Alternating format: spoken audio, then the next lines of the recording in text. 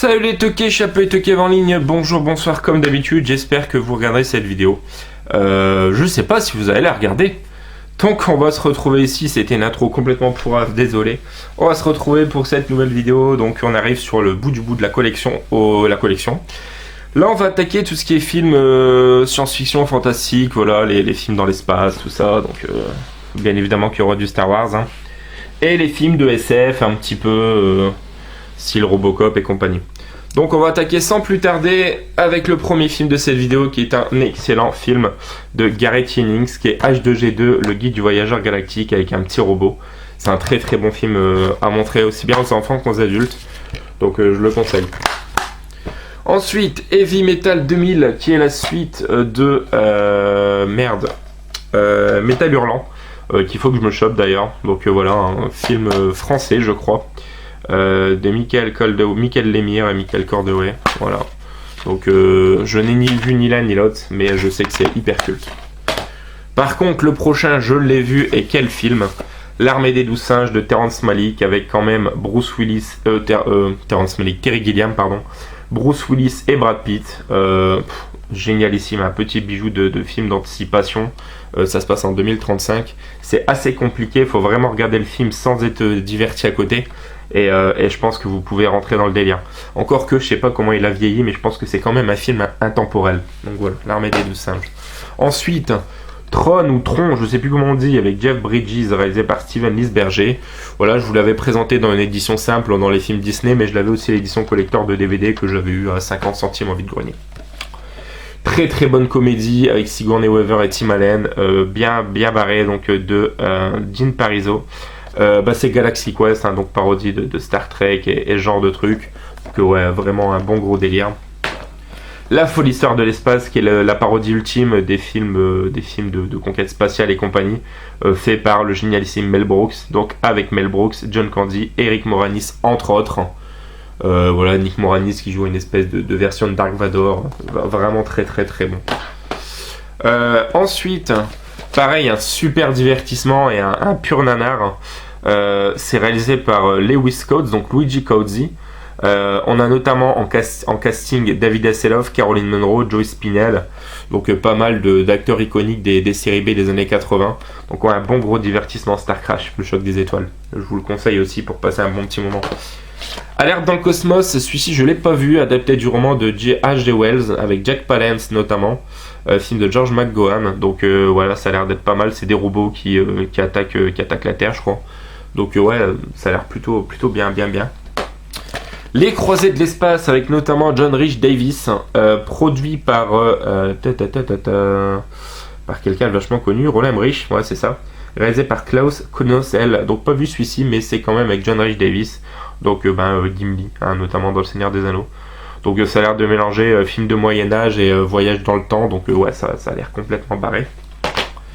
Timescape, un film peu connu que Tom Ciné vous a déjà présenté dans ses vidéos collègues, de David Ntwawi, avec Jeff Daniels, que j'avais trouvé vachement intéressant. Voilà, donc un très très bon Jeff Daniels dans le film. Space Camp, pas vu, c'est un groupe d'ados qui sont envoyés en colo dans l'espace.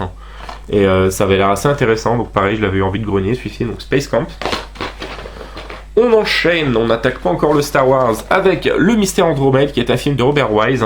Pas vu celui-ci, donc je peux pas vous en parler. Pour revenir sur Tom Ciné, je sais qu'il avait été un peu déçu de ce film, si je me rappelle bien, Le Mystère Andromède.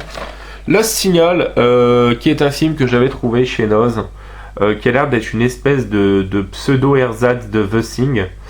Lors du réveillon de Saint-Sylvestre, Kevin et Tiffany décident de fêter la nouvelle année ainsi que le 7e anniversaire de leur rencontre.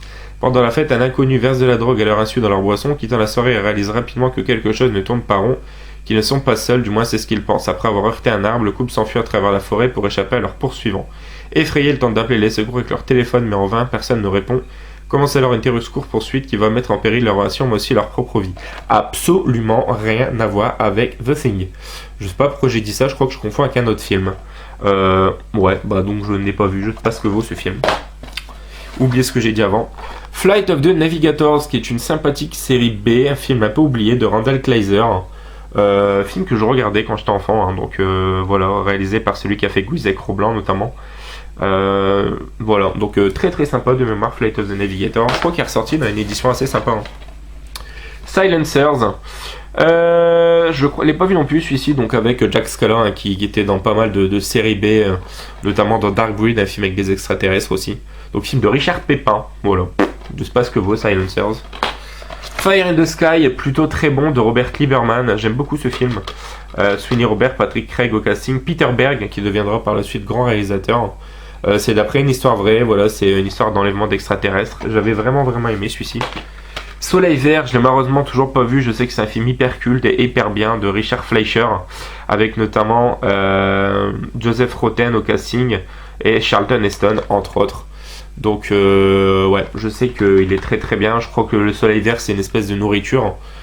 Voilà, film d'anticipation aussi qui me tarde de découvrir. On arrive tout doucement sur le Star Wars, mais pas encore.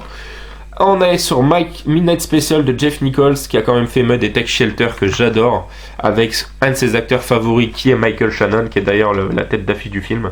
Gros casting, Adam Driver, Kirsten Dunst, Joel Edgerton, Sam Shepard.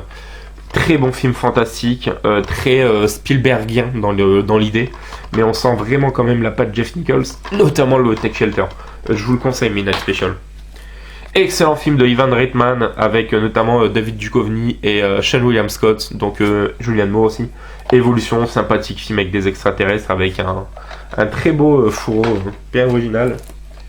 Ensuite, Under the Skin, qui est un film pas très connu de Jonathan Glazer avec Scarlett Johansson qui est une extraterrestre qui vient pour séduire les hommes et qui les fait ensuite disparaître.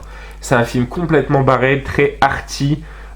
Très underground dans le sens où c'est pas un film grand public et c'est pas blindé d'effets spéciaux tout ça, c'est un film hyper intéressant, j'adore ce film. Donc ouais, puis Scarlett Johansson est quand même magnifique que ce soit dans ce film ou dans n'importe quel autre film. Attack the Block, très bonne comédie fantastique avec notamment Nick Frost, voilà, réalisé par Joe Cornish, hein, donc celui que je sais qu'il a fait d'autres trucs sympas, Joe Cornish. Ouais, donc c'est des ados qui doivent faire face à des extraterrestres dans un immeuble, dans un bâtiment. Donc ouais, Attack the Block, excellent. Nos Amis les Terriens, qui est un documentaire de Bernard Weber, enfin film documentaire. Voilà, Bernard Weber qui a notamment écrit Les Fourmis, hein, qui est très connu. Donc voilà, Nos Amis les Terriens, ça a l'air assez sympathique. Miracle sur la 8ème rue, qui n'a rien à voir avec Miracle sur la 34ème rue, qui est une production Steven Spielberg, donc une production Amblin Entertainment. Très sympathique, un film avec des petits robots extraterrestres que je regardais aussi quand j'étais gosse, j'aimais beaucoup. Zathura, qui est le Jumanji dans l'espace, qui est très très sympa, que beaucoup crachent dessus et moi j'aime pas mal. Avec une assez jeune Kristen Stewart, mais il y a aussi Tim Robbins et Josh Hutcherson au casting, voilà, film de Jon Favreau. J'aime beaucoup Zathura. Interstellar, voilà, petit film pas très connu d'un certain Christopher Nolan avec un nom moins connu, Matthew McConaughey. Voilà, Interstellar, une bombe atomique.